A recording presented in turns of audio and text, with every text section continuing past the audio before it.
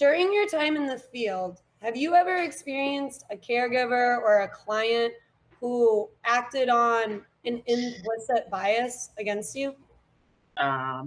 It could be little comments of Black Americans. It could be a little comment about hair.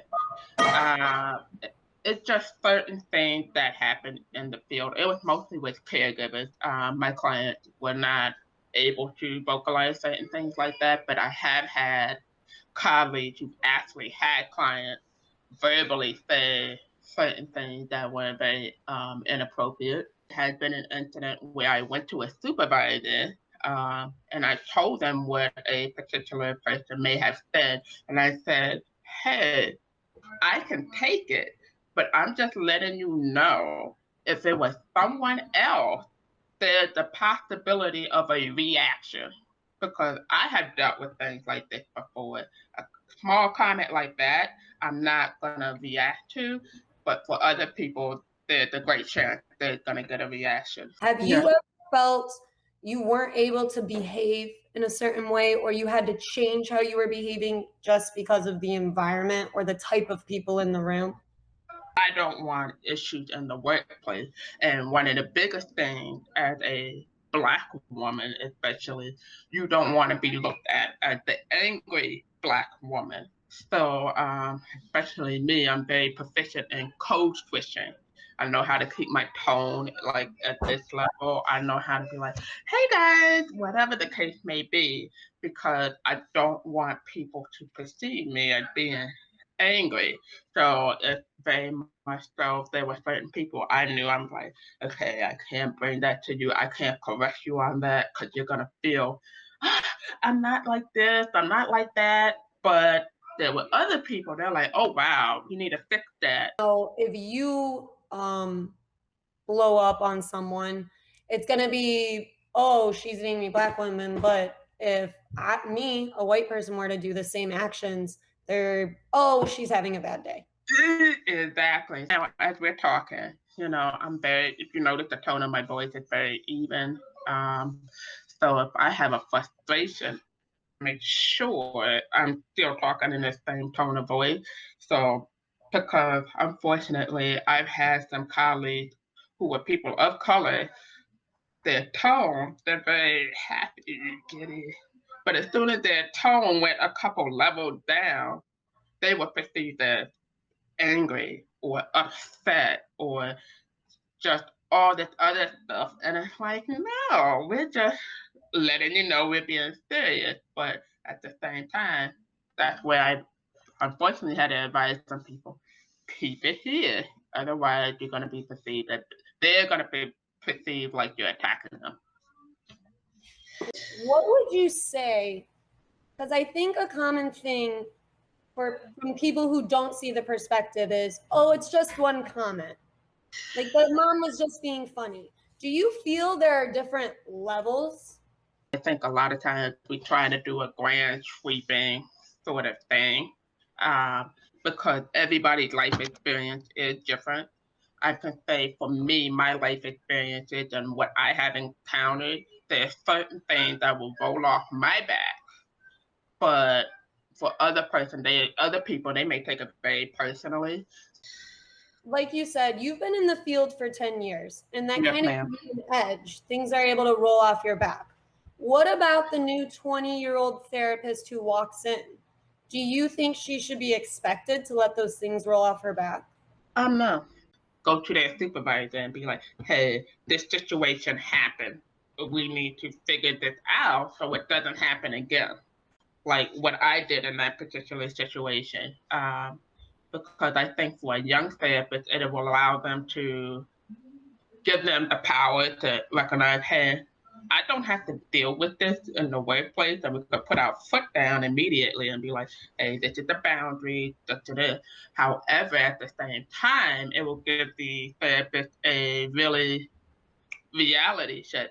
You could be helping someone and they still will look at you a very particular way. So it's better for me personally. I'd rather get the young therapist get that gut check immediately rather than being 10 years in the field and then all of a sudden you deal with this type of situation. But I really feel like a young therapist, take it to your supervisor immediately so you know how that process works. BACB requires zero diversity training for RBTs and BCBAs. We have an ethics code to follow, but there are no requirements for diversity training. What are your thoughts on that?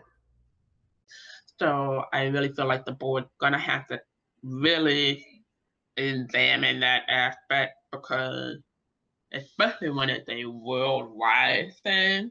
I mean, it's really people just.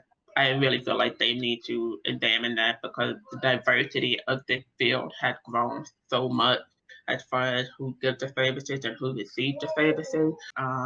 But with ABA, I really do feel like cultural competency is so important as far as understanding not just Black American, but African or people from the Caribbean island.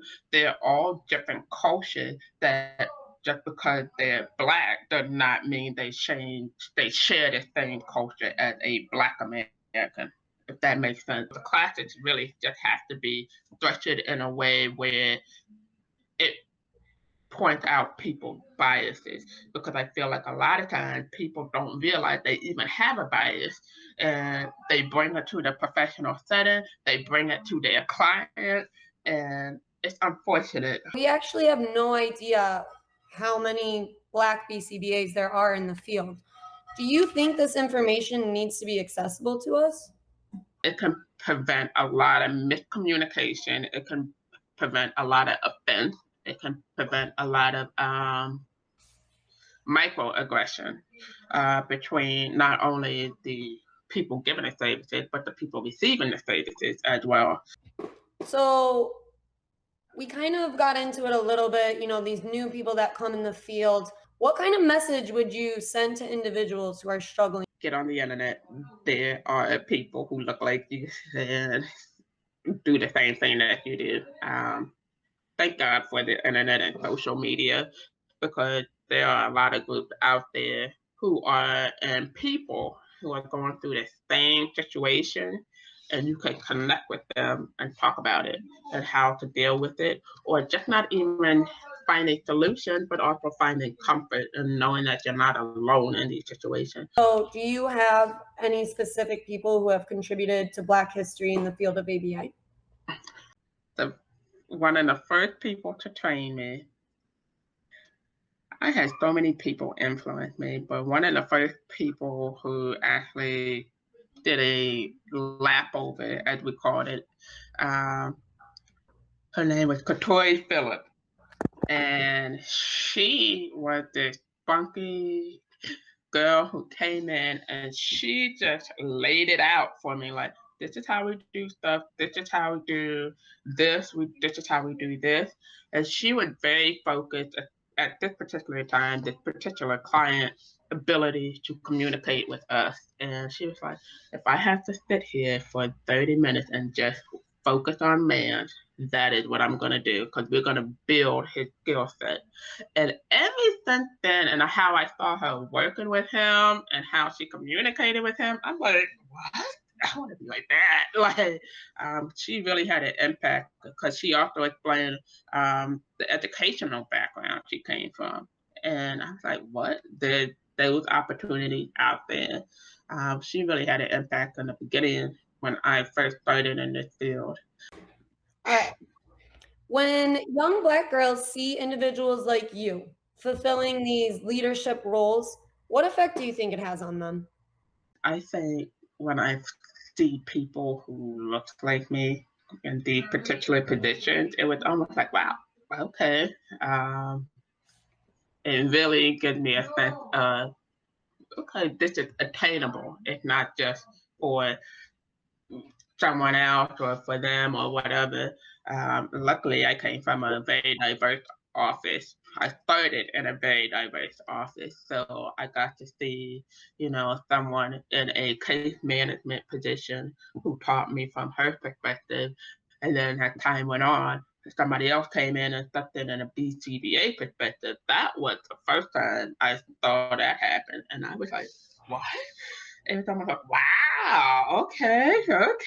It was very empowering. So for me to know that I'm in this position as well, it's like I want people to feel motivated, and I already see little effects of that because especially starting the career process of going to DTBS, I had people say, okay, maybe I can do the same thing. And it's really empowering. I think that's something that people take for granted. It's just sometimes when you see people who are look like you, talk like you, in positions of leadership and given who are passionate about the same thing you are passionate about, it's like, okay, I can do it too. Anything else you would like to share?